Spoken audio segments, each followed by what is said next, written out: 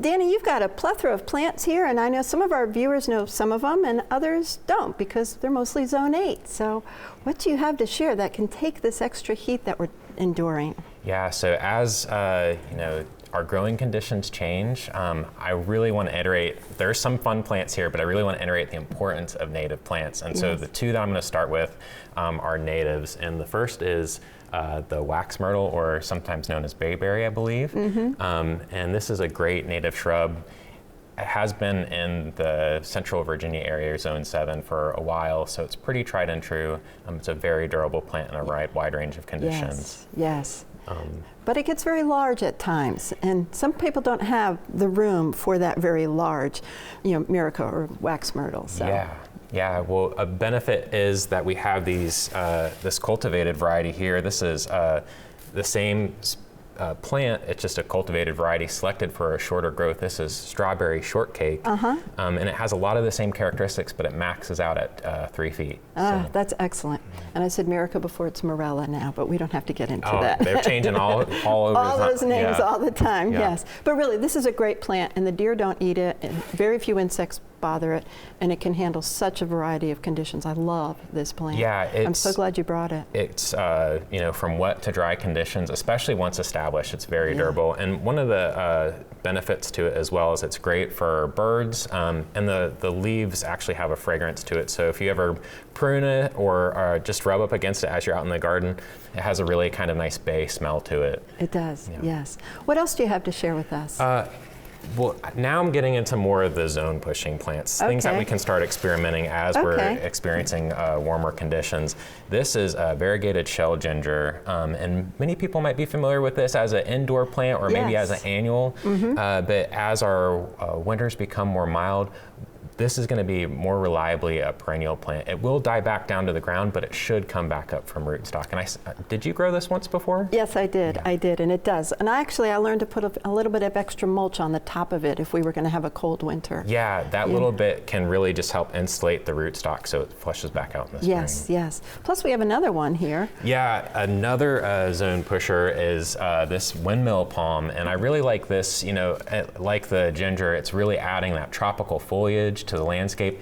You can use these as specimen plants, or if you get kind of a cluster of them together, it can really create a new sense of place in the garden. But how big do they get, Danny? Well, the windmill palm can get up to about 10 feet, I think, reliably before it gets so tall that it's got so much exposure it will potentially fail from a cold winter. Fail back from it? Yeah. I'm not familiar with growing this as well. I've tried it so many times and I've killed it so many times. I'm just putting it out there. Yeah. Well, I suggest, like many of the plants that I brought today or that you might read about for zone pushing, to consider the site that you're putting in. If there's a little bit of protection, maybe by a wall that gets a lot of heat exposure, that'll thermally help protect the plant over cool nights. For that microclimate. Microclimate. Excellent. And we've got a few more? Yeah, we have a couple more plants. So this is hand this one to you this way. Yeah, you have to be careful with this one. This one bites a little bit, and I'm ashamed there's a little bit of oxalis growing in here, which is kind of a weed, but I don't know how to get in there without poking my fingers. Yes.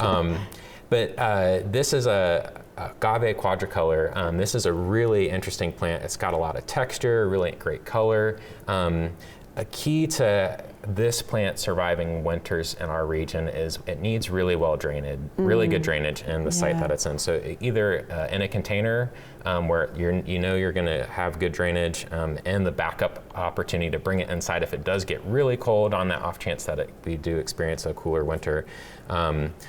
Or again, in the ground in a more well-drained site. And how big does this one get? These max out at about 2 feet. Okay, that's a good size then. Yeah. And you know what? It's 100% deer-proof. I would say maybe even deterrent from the rest of the garden, hopefully. Yes, but this has a nice deer element, but so does this one because of its fragrance, our wonderful bay laurel. Yeah, so we've talked a little bit about using native plants and the importance of that. We've talked a little bit about pushing. This is a native plant, I believe, to the U.S. This is the bay laurel, and I really like this plant because it's the Laurel nobilis, the bay. The bay, yes. Thank you. This is a culinary plant. Exactly, yes. Yeah. Well, and that was my next point is, how do we we have all these visually interesting plants, but we can really engage our senses with some of the plant selections that we have, and this is a great example of that. I love this plant. It's a tall growing evergreen. You can go outside, pick off your bay leaves and put them in your soup and your stews.